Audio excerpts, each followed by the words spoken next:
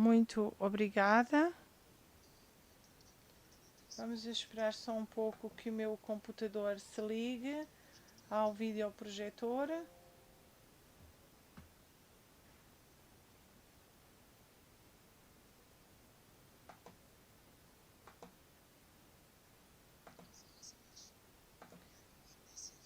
Então, obrigada, boa tarde a todos. Eu fui convidada, é uma honra para mim participar nesta conferência para poder falar convosco sobre o tema Ambiente e Participação Cidadã. Eu baseio-me sobre a declaração, os princípios da Declaração do Rio de Janeiro sobre o ambiente e o desenvolvimento durável, e esta declaração afirma, em 1992, que a melhor maneira de tratar as questões do ambiente é de assegurar a participação de todos os cidadãos. É esta expressão de todos os cidadãos que reteve a minha atenção. E é sobre isso que eu vou falar agora.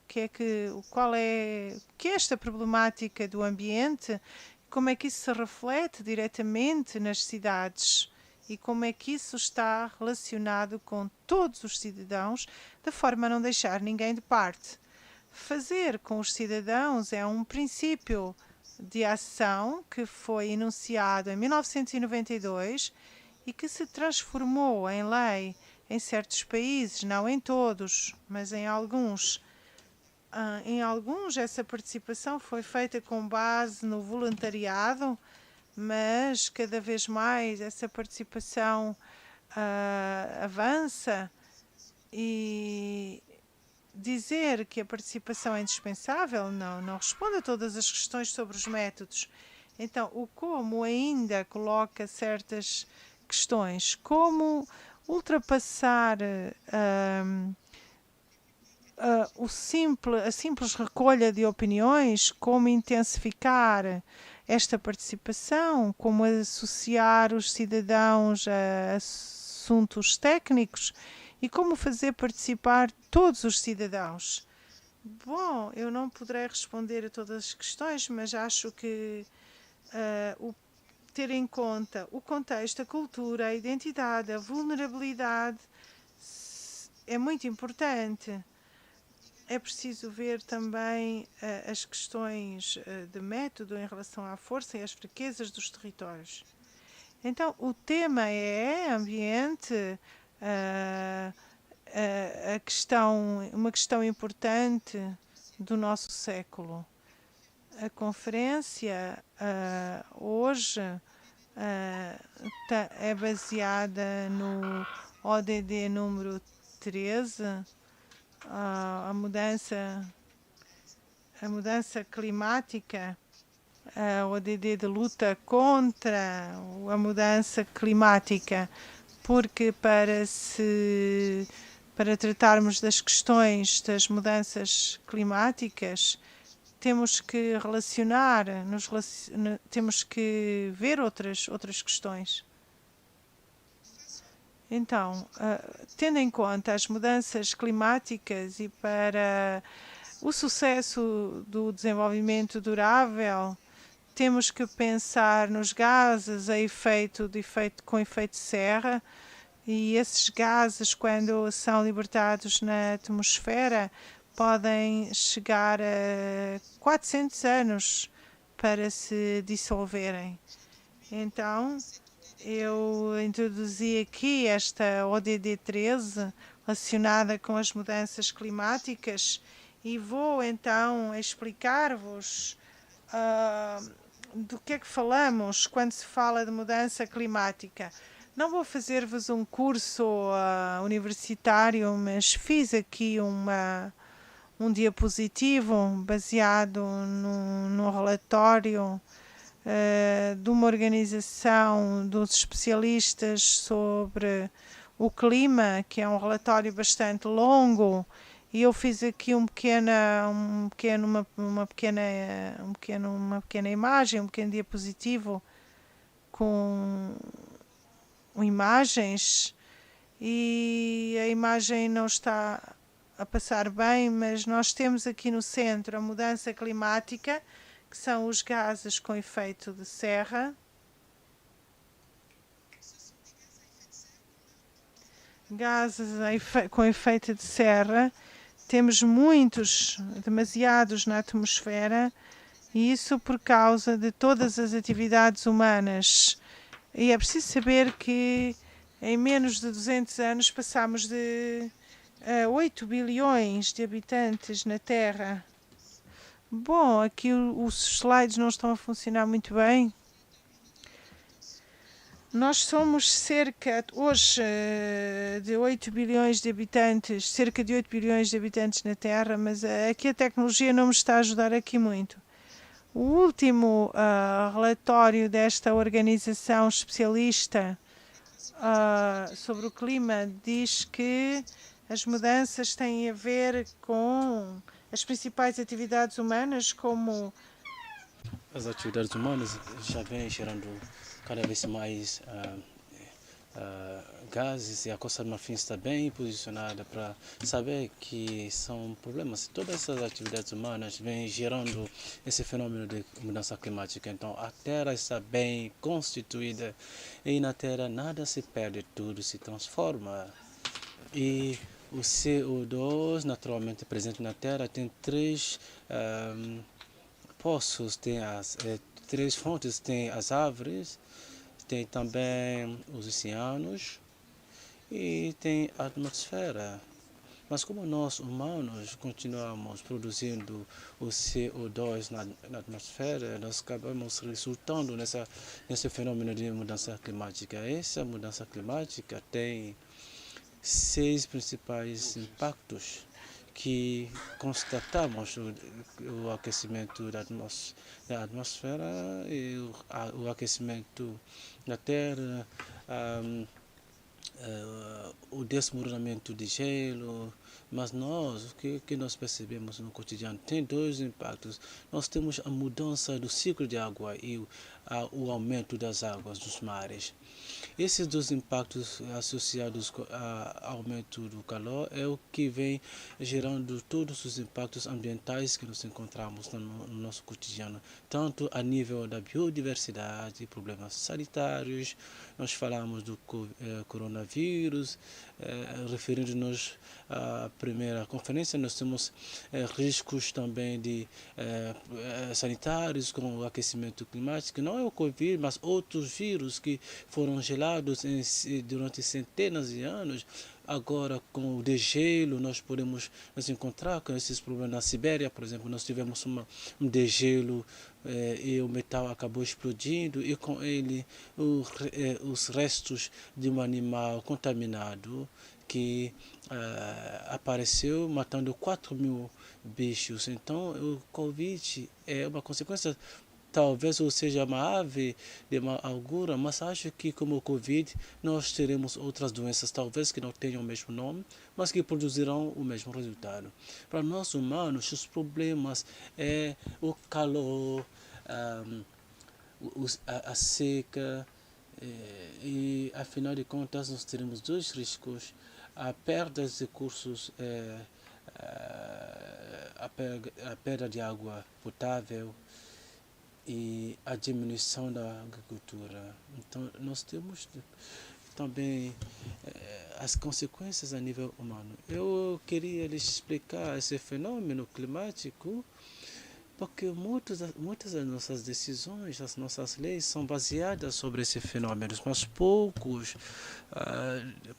entre nós sabem, têm uma imagem global, uma ideia global da mudança climática. À esquerda você tem as causas e à direita as consequências. O que nos interessa aqui é saber quais são os problemas ambientais nas cidades.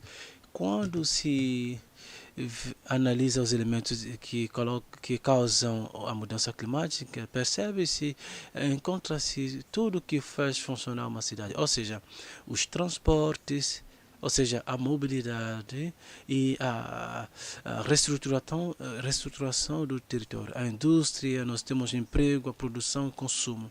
A utilização de prédios, nós temos serviços públicos, empresas, coletividades. E a agricultura, aí é a alimentação, a ocupação de solos, mas também empregos. Então, para fazer funcionar uma cidade, para desenvolver uma cidade, para pensar uma cidade, todas as nossas atividades são atividades que causam a mudança climática. E dentro de uma cidade nós temos todas as consequências ambientais relacionadas à mudança climática, como aerossóis, a poluição do ar, os cheiros e também então nós temos todas essas problemáticas assim, de produção de água, biodiversidade, cidades destruídas, habitats destruídos, poluições químicas que já vêm matando as diferentes espécies e tudo as espécies acabam sendo expostas a condições que não são felizes, né? Nem sequer para nós humanos. Então, nós temos também vetores de doenças que são gerados pela mudança climática, entre outros, as questões de saúde. Então, o tema dessa conferência, Cidades, Territórios Duráveis, vem questionar, afinal de contas, todos esses desafios de 13 que vêm impactando o sucesso dos demais ODD. O próximo diapositivo parece um pouco violento, mas no que se refere aos problemas ambientais, como eu apresentei, não falei dos lixos. Só que o lixo é um problema cotidiano, principalmente nas cidades africanas. Aqui não aprofundei o lixo cotidiano, porque amanhã nós teremos um painel sobre essa questão, mas eu quis aqui destacar apenas um lixo que corre o risco de impactar, ou que já tem impactos, se podemos assim dizer, impactos ambientais e sanitários muito graves sobre as nossas populações, principalmente na África, são lixos numéricos, do numérico. Os lixos numéricos são extremamente pouco reciclados e muitos iam para a China, até que a China recuse aceitar esses lixos numéricos. Hoje, a maior parte, o maior lixeiro numérico está aqui no Ghana, com tudo o que isso significa em termos de infiltração no solo, poluição atmosférica, etc. No que diz respeito ao desenvolvimento sustentável das cidades, se nós vimos no Covid, a digitalização das cidades é fundamental. A digitalização da África é uma promessa de desenvolvimento e de desenvolvimento sustentável. Isso nós estamos percebendo no Ghana, que já vem recebendo os maiores lixos do mundo. Hoje se usa os drones para transportar medicamentos em menos de 30 minutos a 300 quilômetros, o que deveria passar pelas ruas, talvez teria levado vários dias. Então, a digitalização das cidades já vem salvando as cidades. A África se está digitalizando, mas também, em termos de gestão de lixos, pode ser problemático. E, atualmente, em relação ao numérico, nós passamos a ser o lixo do mundo também. Em relação a isso, o ambiente, afinal de contas, é que nós estamos todos, a nível planetário, envolvidos na mudança climática. Nós temos um pilar ambiental, um pilar social e um pilar econômico. Nós devemos achar um melhor balanço entre essas duas questões. Nós devemos repensar nossa forma de consumir e, sobretudo, de viver juntos, principalmente com o vivo, porque nós falávamos em biodiversidade, nós falávamos em cidade que amamenta, mas sem o vivo, sem pessoas vivas, não podemos continuar esse projeto. É com esse desenvolvimento sustentável que nós convidamos os cidadãos a participar. Tem vários tipos de participações cidadãs, mas tem participações que são espontâneas, que não esperam pelas instituições para ser acionada. Eu queria partilhar convosco uma lenda ameríndia. É meu estilo de contar histórias, desculpa-me. Vou lhe contar essa lenda ameríndia, um dia, diz a lenda, ocorreu um incêndio na floresta. Todos os bichos amedrontados, impotentes, assistiam ao desastre. Apenas o colibri é que estava trabalhando. Ia buscar algumas gotas de água e jogava no fogo. E depois o tatu, um pouco incomodado com isso, falou: mas colibri, você não está louco?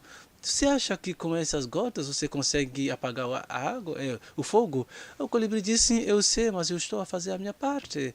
Os cidadãos são todos colibris no mundo. É deles que o mundo precisa para proteger o ambiente e o planeta. E quando eu digo cidadãos, somos todos cidadãos.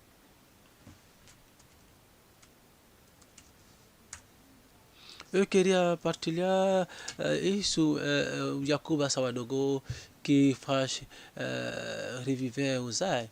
Quando eu estava ainda menino, hoje Jacoba tem 70 anos, quando era pequeno, via seus avós usando a técnica dos Zay para fazer cultivos, plantar árvores nas cercanias da sua aldeia. E anos depois lembrou-se dessa técnica para poder frear o deserto que já vem invadindo a aldeia. E quando começou, a natureza acabou sendo. E quando Yacuba começou, todos riam, mas assim que a floresta começou a surgir, compreenderam o que ele estava fazendo. Nós temos aqui também Greta Thunberg, ela é muito bem conhecida. Aos 11 anos, ela foi sentar nas ruas, reivindicar que os adultos não estão a fazer nada, alguém se tem que começar. Teve duas amigas que lá foram ajudar e hoje a Greta Thunberg é recebida nas Nações Unidas e hoje ela já vem federando muitas pessoas. Então discuti com um membro do Comitê Internacional dos Direitos Humanos das Crianças e que me falou que essa menina criou um verdadeiro movimento mundial. O que tem em comum Greta e Sawadogo? De fato, ambos fazem uma constatação, possuem um conhecimento e querem agir.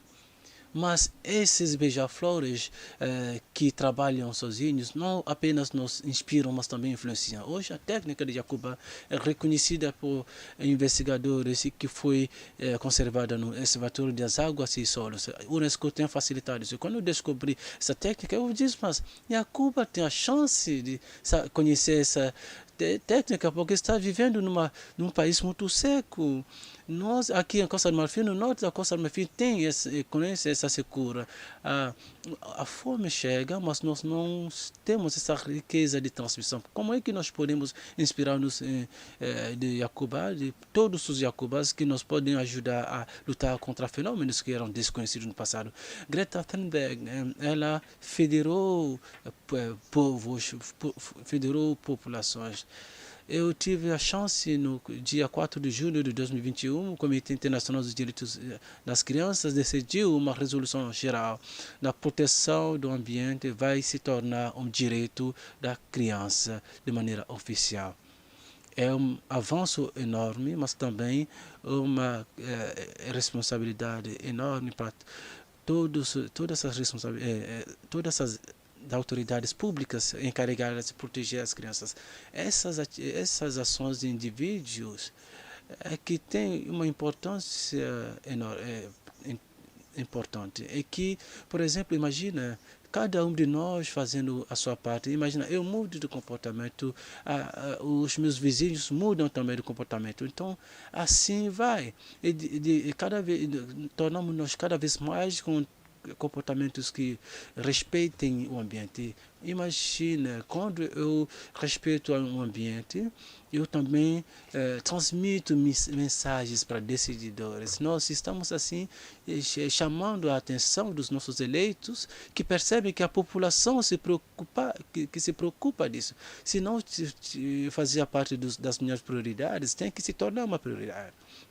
Então nós devemos ter uma participação cidadã, participação espontânea, que já vem dando uma influência que impacta e que dá vontade aos eleitos seguirem as opiniões dos cidadãos.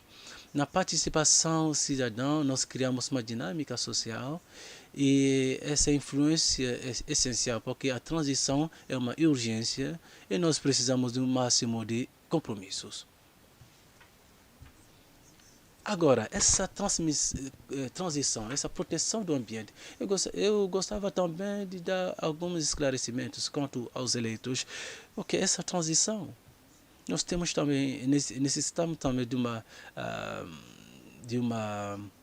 de um balanço, porque nós percebemos que tudo que se faz quanto a atividades já vem criando gases. Nós devemos saber qual é o objetivo. Então, todos os relatórios sobre o clima dizem que não, o objetivo não é diminuir de 1,5 graus em 2100, mas o PNUD se deu um objetivo que é como é que nós alcançamos esses 1,5% de grau. Esse objetivo seria não ultrapassar 2 toneladas de CO2 por ano até 2050, pensando que em 2050 a população mundial será de 9 bilhões, entre 9 e 10 bilhões de pessoas. Pode parecer abstrato, 2 toneladas de CO2 por ano e por habitante, mas isso é, digamos, uma visão muito alta, porque eu posso lhe explicar mais tarde, mas me parece que é um empreendimento importante. Eu passo a minha vida na França, entre a França e a África do Oeste.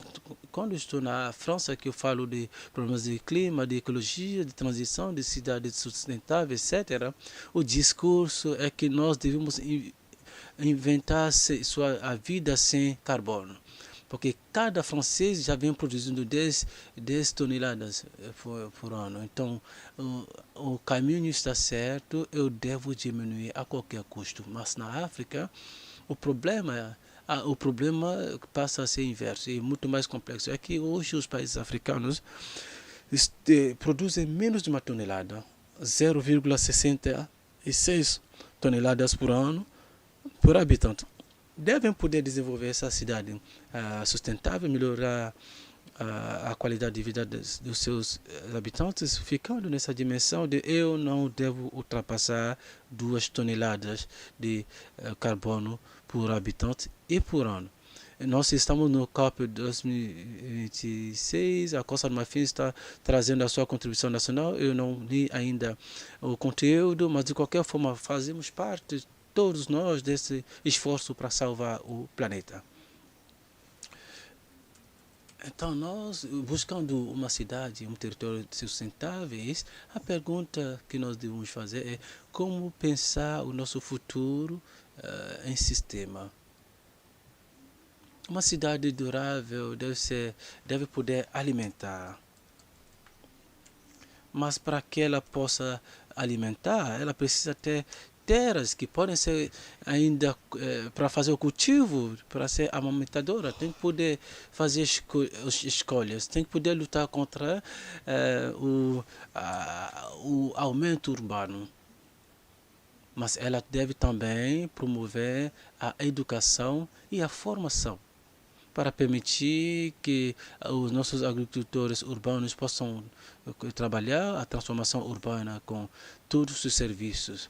É isso, um pensamento sistêmico. Quando você pensa na participação cidadã, você tem que poder dar ao cidadão que caminhe nessa lógica completa, a educação, tem que poder responder a necessidades complementares em relação à sustentabilidade. O tempo passa e já não vou entrar nesse exemplo que eu aprofundei o exemplo que eu tinha previsto, mas quanto a essa participação cidadã na área do ambiente, não há nenhuma panaceia. Cada contexto é particular, mas há alguns pontos indispensáveis. E como indispensável, parece-me, é a tomada de consciência. Quanto tempo foi que levei? 5 ou 6 minutos para lhe apresentar o sistema climático? Espero que eu não tenha falado muito rápido e que vocês tenham guardado alguma coisa, mas essa tomada de consciência é indispensável, porque quando você toma consciência, você já vem olhando o ambiente de maneira diferente. E em relação a isso, eu que venho navegando entre a Europa e a África, eu diria é urgente democratizar o saber. É urgente.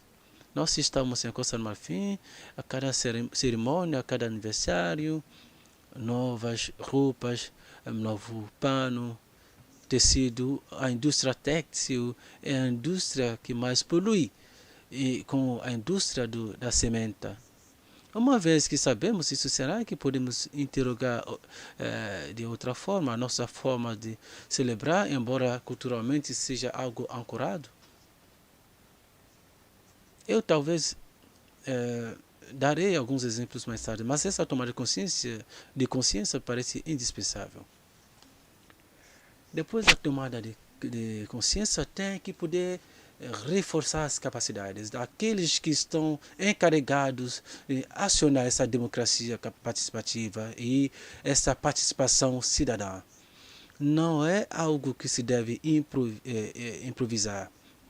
Nós devemos compreender os desafios ambientais e também os desafios da participação e achar métodos para assim proceder. E a nível das coletividades territoriais africanas, eu só tive a experiência de uma só Cocody, onde eu tive a chance de passar 1 ano e meio. Há uma dificuldade grande. É a ausência de competências técnicas para ajudar na implementação da visão dos eleitos. É a dificuldade de não poder, de se ter técnicos nomeados, sem por isso poder escolhê-los. Portanto, esse reforço de capacidade é verdadeiro, é pertinente em todos os lugares, mas aqui é muito mais visível. Quando você está numa comuna como Cocody, com tantos habitantes, e você só tem apenas um centro, sem que você possa fazer nada, aí encontra-se numa dificuldade para que se tenha uma verdadeira participação cidadã. Isso eu insisto sobre o reforço de capacidade, mas tem um outro ponto interessante e eu vou tentar acelerar porque o tempo já está acabando. Outro ponto de atenção é que no ambiente nós sabemos as decisões de hoje têm um impacto sobre o futuro, que seja esse longínquo ou não. Então a participação cidadã torna o cidadão responsável do futuro, responsável pelo futuro. O futuro é valorizado. O que vale é aquilo que dura.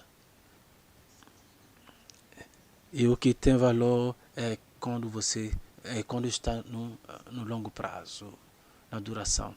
Infelizmente, nós estamos caminhando rumo vamos deixar muitas pessoas à beira da estrada, porque tem muitas pessoas em condições de precariedade, e tem muitas no mundo inteiro, e na África em particular não há impensável.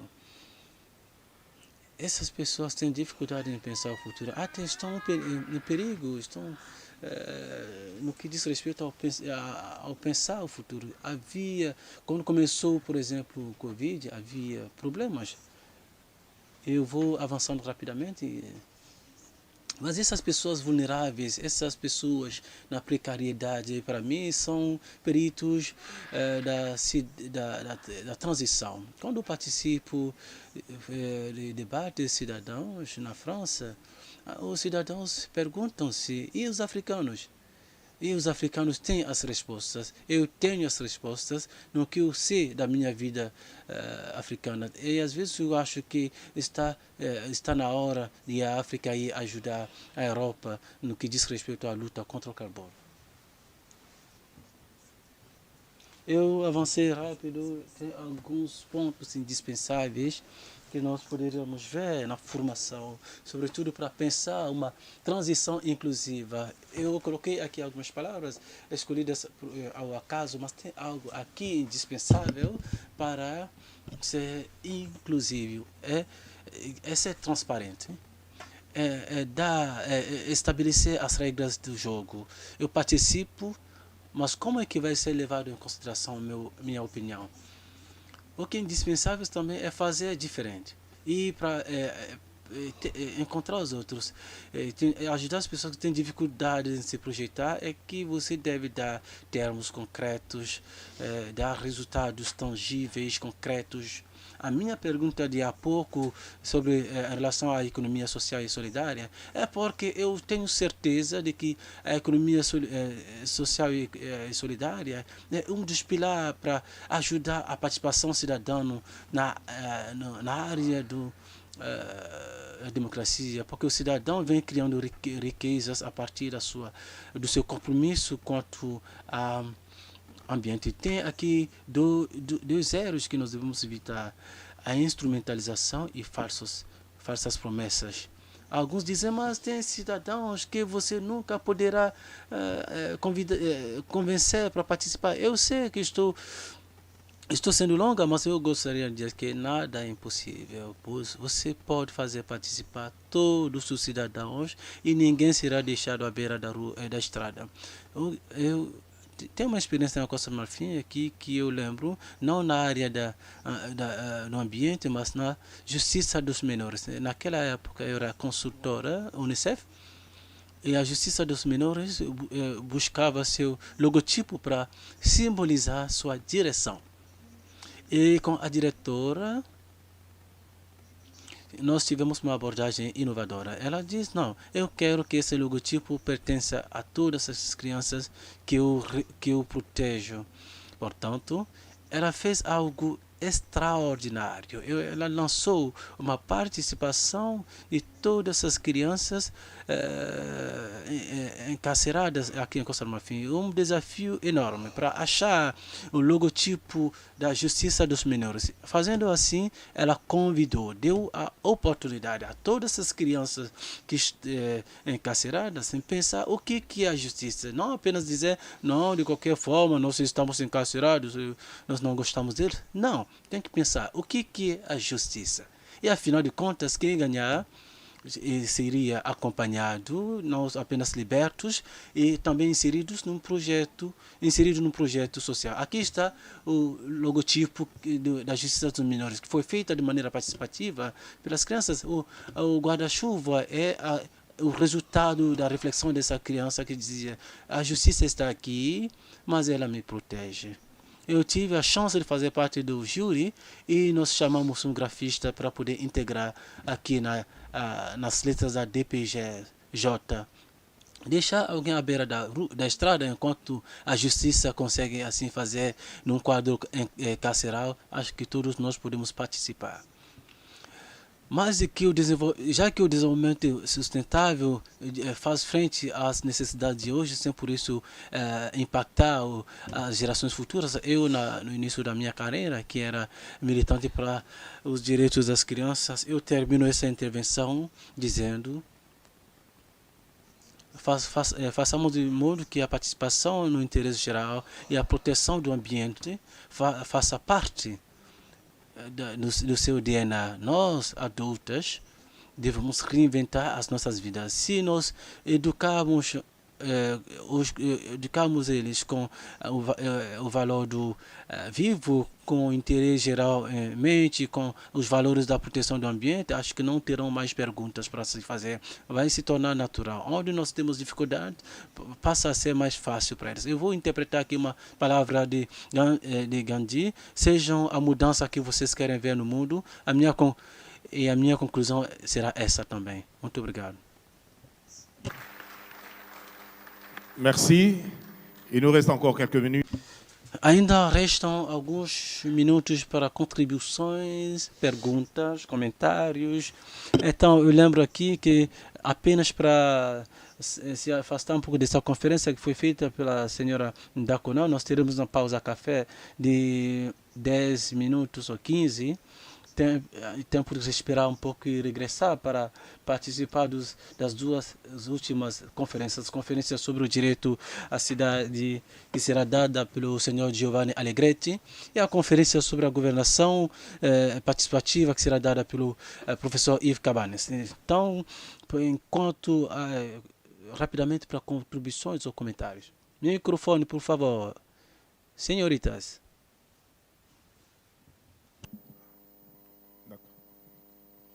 Merci. Je voulais... Obrigado. Eu queria dizer simplesmente que, tendo em conta que se trata de um tema importante como o ambiente, é importante que os presidentes das regiões e os presidentes da Câmara tenham uma lista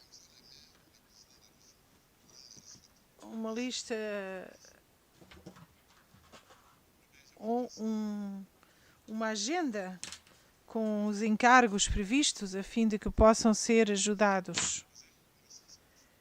Por aqui.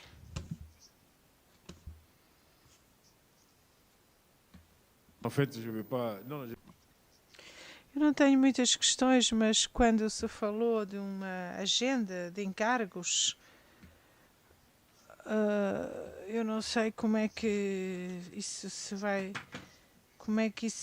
fazer. Então, se a pessoa já foi eleita, sabe muito bem o que deve fazer.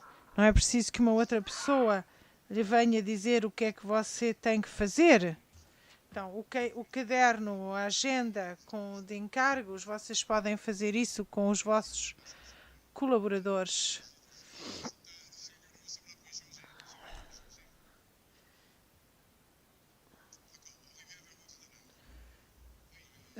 Eu acho que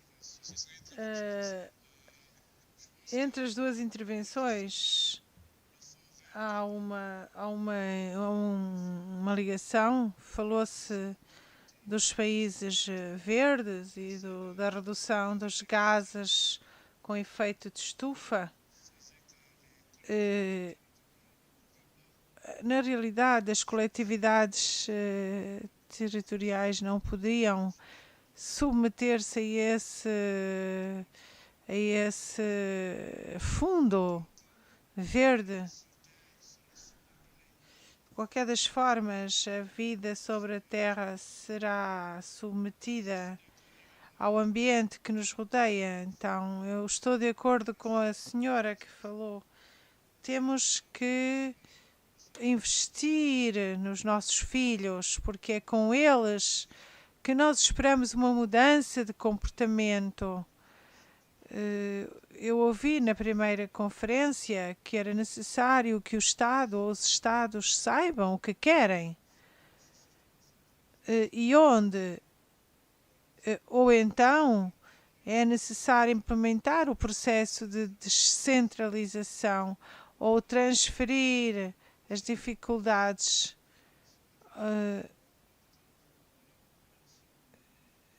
normalmente as populações querem que os seus problemas sejam resolvidos, mas para que os problemas se resolvam são necessários meios financeiros. Como disse a senhora conferencista, nós temos que ter meios para resolver os problemas. Não é algo fácil. Fala-se de soluções alternativas, por exemplo, para os problemas relacionados com a floresta, mas as pessoas que vivem dos recursos da floresta, como vão fazer?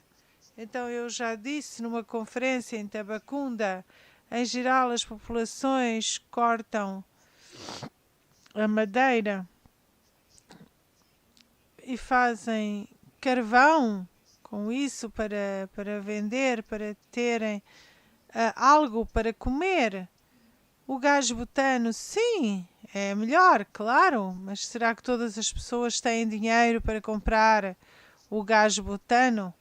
Então, temos que ver que as pessoas não têm dinheiro, não têm os recursos financeiros para poder aplicar, para que as teorias se possam aplicar.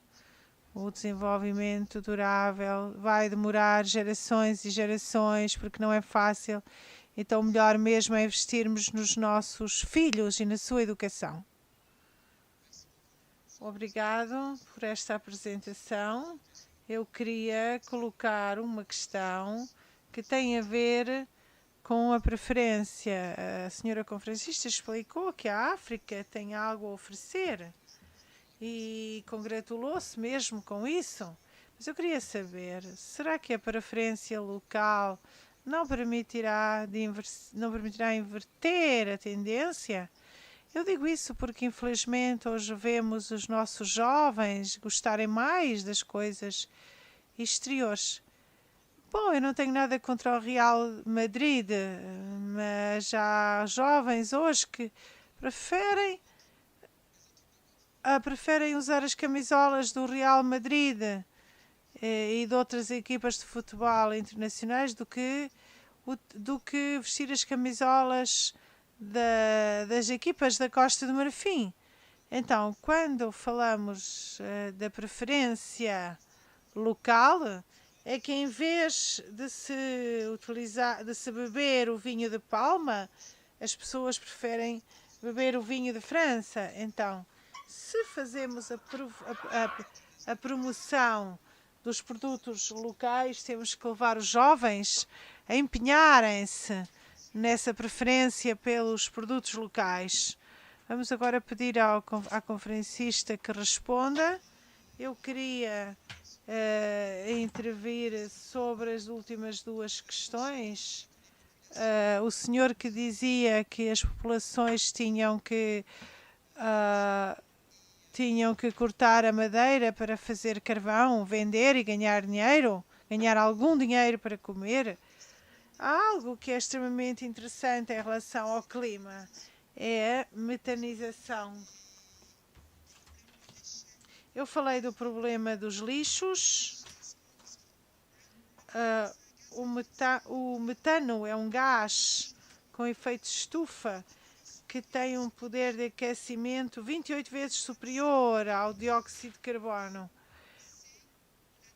O metano tem a ver com a degradação das matérias privadas de oxigênio. Então, a metanização produz-se em todo lugar em que há lixos orgânicos. Então, essa metanização, esse metano, esse gás metano, ou ele se espalha na atmosfera e provoca um efeito de estufa, ou então ele pode ser utilizado para criar energia. Então, há um potencial para a produção de energia a partir dos lixos aqui na Costa do Marfim. Eu não sei de que país é o senhor, mas há uma luta contra a disseminação do gás com efeito de estufa. Verifica-se que as árvores alimentam-se de dióxido de carbono. Então, conservar as árvores, criar florestas, permite às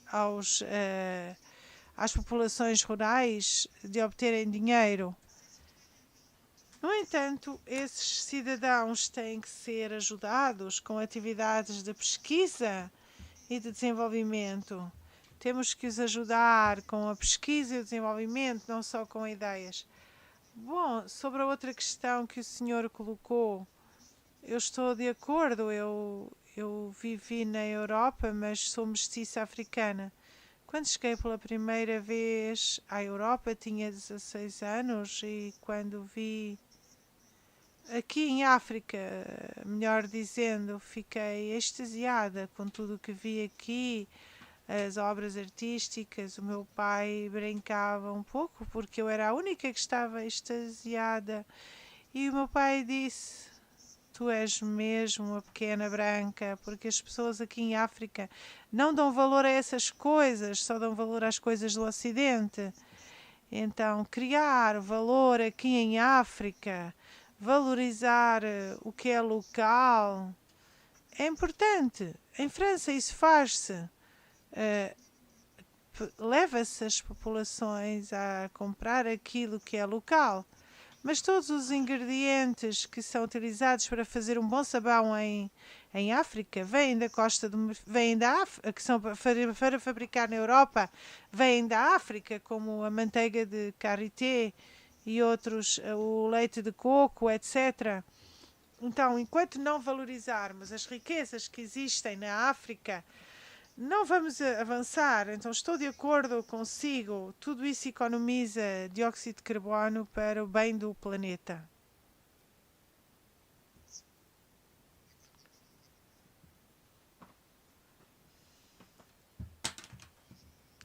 Bom dia a todos. Eu sou Zacari, trabalho numa embaixada, a Embaixada dos Países Baixos. Queria contar-vos uma pequena história. Eu fui vizinho de um senhor que se tornou presidente da Câmara, que andava a pé. Uma vez, assim que ele se tornou presidente da Câmara, comprou um Jeep, um carro tipo 4x4 e depois comprou ainda outro carro, ainda mais potente, e isso levou-me a fazer a seguinte pergunta: somos nós realmente os representantes das coletividades, suficientemente educados e sensibilizados sobre a questão do ambiente? Eu trabalhei por um país em que o Ministro da Justiça se desloca de bicicleta. Podemos ver isso em África, na Costa do Marfim? É uma questão que eu coloco. Bom, é uma questão que ele colocou. Deixem-no continuar, por favor. Por favor, deixem-no continuar. O senhor pode continuar. Eu trabalho para os Países Baixos e quando ele me veio buscar ao aeroporto, o diretor de uma empresa internacional veio-me buscar de bicicleta ao aeroporto. Fiquei um pouco chocado, mas compreendi que eles estão a um outro nível de educação e de sensibilização. Como é que se pode hoje mudar a nossa percepção em relação à questão do carbono? Obrigado.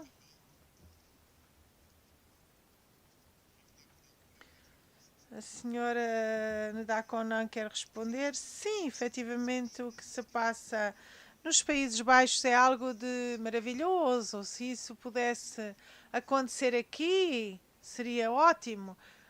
Houve um senhor que eu vi numa conferência, esqueci-me do nome dele, mas ele trazia um capacete de bicicleta e queria promover a bicicleta. Quando eu penso na cidade durável, temos que pensar num pré-requisito que é a segurança. Eu, em França, utilizo a bicicleta. Aqui não, porque não quero morrer amanhã. Mesmo se para o carbono temos que privilegiar a bicicleta, há pré-requisitos. Podemos pensar nesses pré-requisitos em termos de educação dos automobilistas e das pistas para as bicicletas, e aí sim poderemos adquirir bicicletas. Eu sou o Sr. Alexi, responsável da organização não governamental Férias Verdes. A senhora falou da Convenção de Rio de Janeiro, mas eu lembro-a da Convenção de Estocolmo,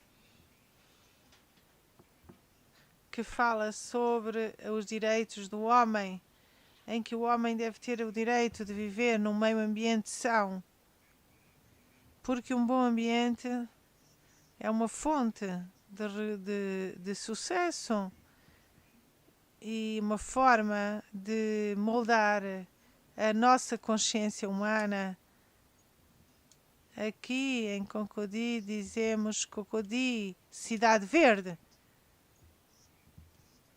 Mas Cocody, cidade verde, a cidade é verde, mas ela é fundamentalmente verde, mas sem a participação dos nossos filhos. Desde a infância, que entra na escola primária e na pré-primária, as crianças não sabem porque é que a cidade é verde. Porque na realidade o que se passa é que há contratos para tornar a cidade verde, mas a criança não pode ver, não vê que a cidade é verde e nem sabe como é que a madeira de teca se faz. Aqui em Cocody, férias verdes.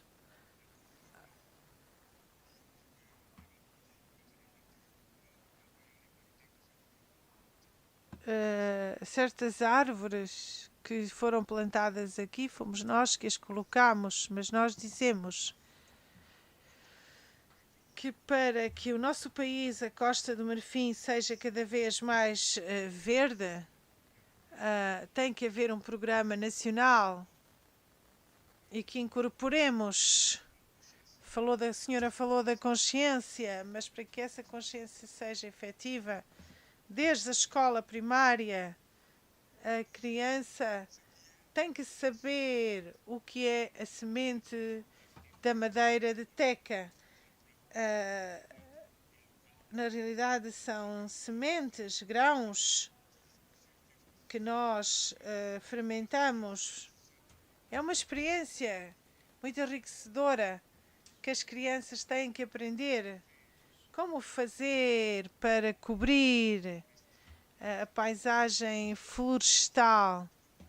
E nós queremos debater esta problemática para facilmente contribuirmos para tornar o país suficientemente verde.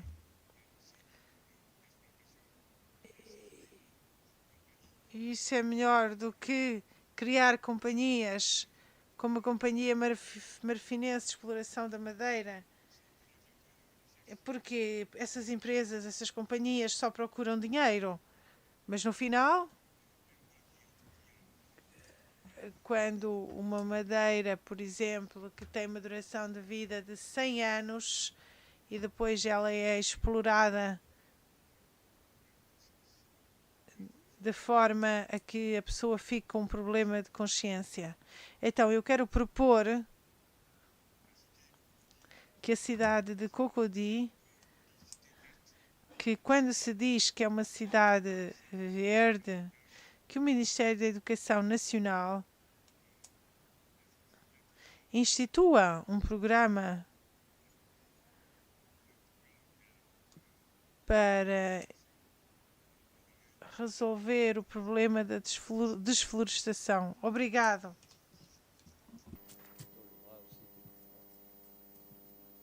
Merci. Je voudrais vous...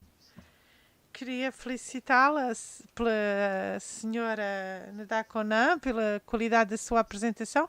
Aprendemos muito nesta tarde. Eu sou presidente da Câmara aqui de uma pequena cidade aqui junto a Abidjan e sofro uma pressão incrível porque os meus habitantes faziam uma plantação de EVA, mas o preço desta árvore baixou muito, então isso tornou-se um problema, sobretudo que em Abidjan o preço do metro quadrado é terrível, é muito alto. Então, na verdade, se nós queremos convencer as nossas populações a manter se queremos convencer as populações a manterem as suas atividades agrícolas, nós temos que realmente fazer com que elas tenham rentabilidade hoje as pessoas estão preocupadas e nós temos muito poucas soluções para o futuro. Uma pessoa, por exemplo, que aparece com muito dinheiro, normalmente ela não vai investir nas suas plantações.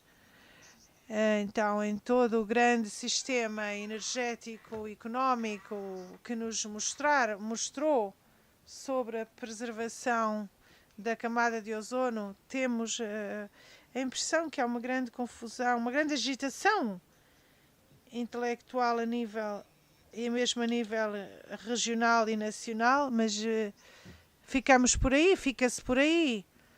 Então eu estou de acordo com o meu amigo, o presidente da Câmara de Cocody. É necessário que da estratégia nacional se chegue a uma estratégia local, porque não é uma pessoa que vai fazer uma coisa pequena, que vai só economizar 500 metros. É necessário que toda a coletividade seja implicada, é necessário que haja meios a nível nacional, não só que os doadores de fundos paguem estudos, mas deve ser possível dizer a uma pessoa, a um agricultor, que quer continuar, ou a quem vamos dizer para continuar a plantar a borracha, nós temos que lhe dar meios. Ele tem que ter meios para esperar que a cidade se desenvolva e chegue até ele. Então, a questão do ambiente deve levar-nos a dizer a um dado momento, já que os africanos estão em atraso na produção, deve-se-lhes dizer que eles têm a capacidade, que eles devem ter a capacidade. Devemos ajudá-los não só a nível dos estudos, mas também a favorecer uma agricultura em que não se consumam produtos nocivos à camada de ozono. Então, nós, as coletividades, temos que desempenhar o nosso papel. Assim que as pessoas têm uma terra, a sua grande preocupação é de vender essa terra. Então, eu resumo, a estratégia nacional é a nível de Estado, mas nós temos que a transformar em estratégia regional, a nível das regiões e dos municípios, para que na sua agenda de encargos cada um saiba o que deve fazer.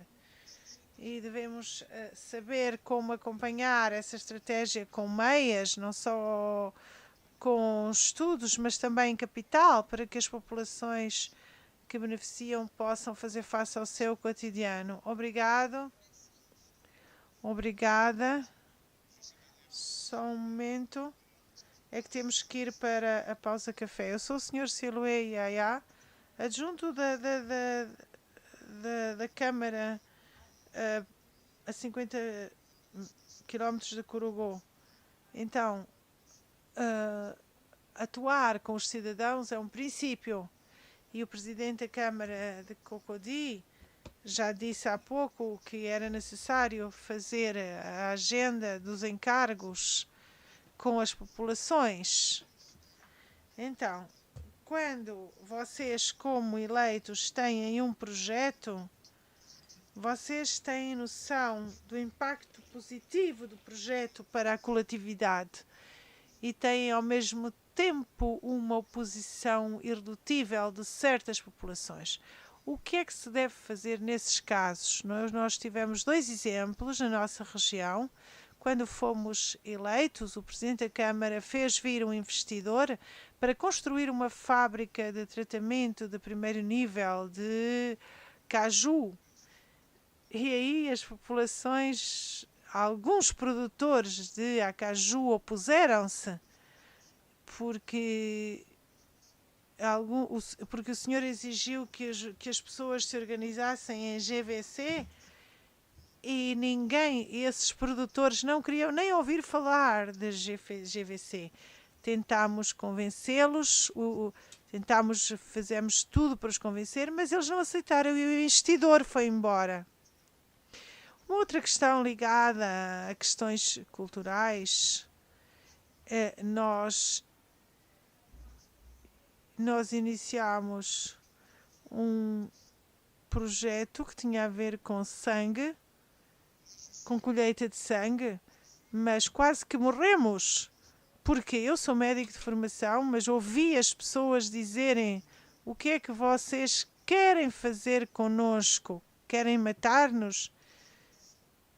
Mas nós dissemos que o sangue, que as transfusões de sangue que damos às pessoas, aos doentes, para os salvar, nós não fabricamos esse sangue, nós temos que o colher.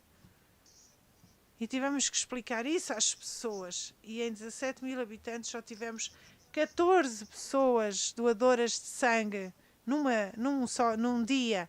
É verdade que nós fazemos a agenda dos projetos com as populações, mas nem sempre elas aderem a esses projetos, muitas vezes até se opõem.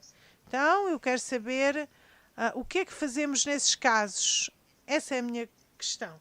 Então, senhora Ndakona, sua última intervenção para concluirmos. Antes vamos ouvir então uma última questão. Eu sou da República Democrática do Congo e tenho uma pequena preocupação. Vou ser rápido. Quando comparou dos efeitos em França, em África, na Europa, em África, quando em África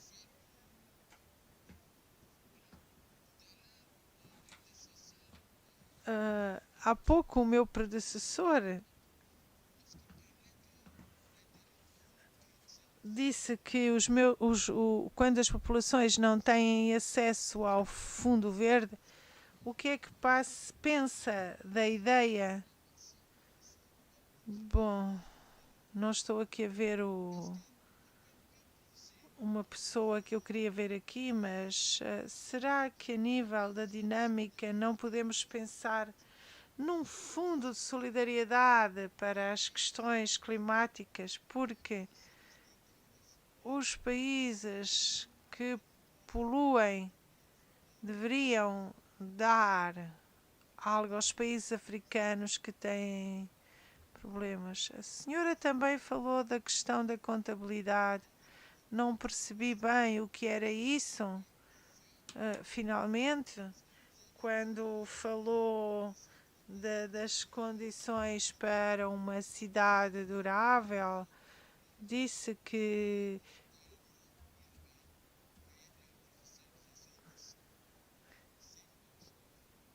a senhora disse que deveríamos fazer um certo projeto, uma certa expansão urbana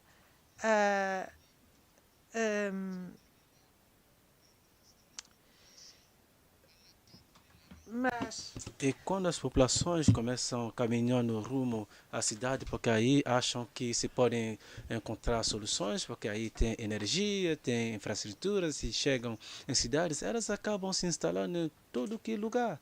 Infelizmente, as nossas cidades não têm nenhum plano de funcionamento eficiente com serviços sociais de base. E nós vivemos em favelas e assim vai. Como é que nós podemos fazer se não há como aumentar, expandir as nossas cidades? Qual seria a estratégia para evitar esse exódio rural e manter as populações nos territórios vizinhos? A senhora Daconá tem a palavra, por favor. O tempo que nós tínhamos, por favor, já acabou. Se a senhora puder sintetizar, seria interessante. Então, algumas perguntas perpassam o campo, o alcance da conferência. Nós temos o ODD 17. Eu vou tentar dar uma resposta 17. Nós temos no ODD 17 a contribuição dos estados.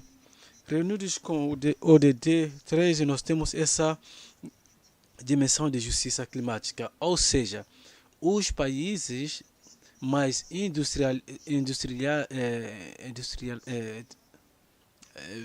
desenvolvidos têm que, a partir de uma ajuda financeira, ajudar a acompanhar os países que estão mais em perigo, que não contribuíram para essa mudança climática. Nós temos o que chamamos de fundos verdes.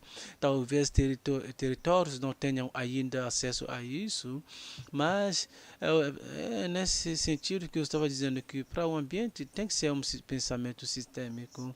Os fundos verdes são realmente pertinentes e muito interessantes, que devem ser relacionados à economia solidária, porque iniciativas cidadãs para o ambiente, a favor da luta contra a mudança climática, para a promoção da economia local, podem completamente ser financiadas por fundos verdes, se apenas forem capazes de demonstrar o seu impacto.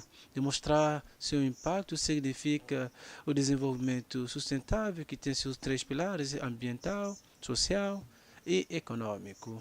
E essa economia social e solidária é verdadeiramente o pilar que pode fazer desse desafio climático, essa é minha climático, é minha convicção, uma oportunidade para a juventude africana poder tornar-se o seu próprio empregador, levando a cabo fundos verdes e também resolvendo problemas sociais, como dizia o senhor, nas zonas rurais. Chama-se Fundo Verde, porque nós estamos bem baseados nesses 3 pilares: economia social. Nós devemos fazer tudo para resolver essa problemática social que já vem criando esse exódio rural, e solicitar também um fundo verde, porque é essa transição ecológica. E é aí também que eu estava a chamar a contabilidade, que já vem. Então, e por contabilidade tem que compreender a responsabilidade. Não, você não pode dizer: eu faço uma atividade para proteger o ambiente e o planeta. Isso chama-se declaração. Onde está a prova? A prova é que é na contabilidade carbono. Por exemplo, se você tem um projeto, você quer criar, não sei, uma gestão de lixo para criar uma empresa, pequena empresa, que vai permitir diminuir, por exemplo, os lixos num lugar específico. Tem um instrumento ali que permite contar o carbono que você vai economizar, você vai poupar. É isso que nós chamamos de por contabilidade de carbono. A nível social, você tem também instrumentos que o permitem avaliar o impacto social das suas ações. Portanto, para mim, o desenvolvimento local está completamente em relação com a participação cidadã no quadro da proteção do ambiente. Agora, no que diz respeito à sua cidade, o caju era usado no interesse individual. Essa é uma forma de se tornar funcionário, não é? Quando você era uma forma.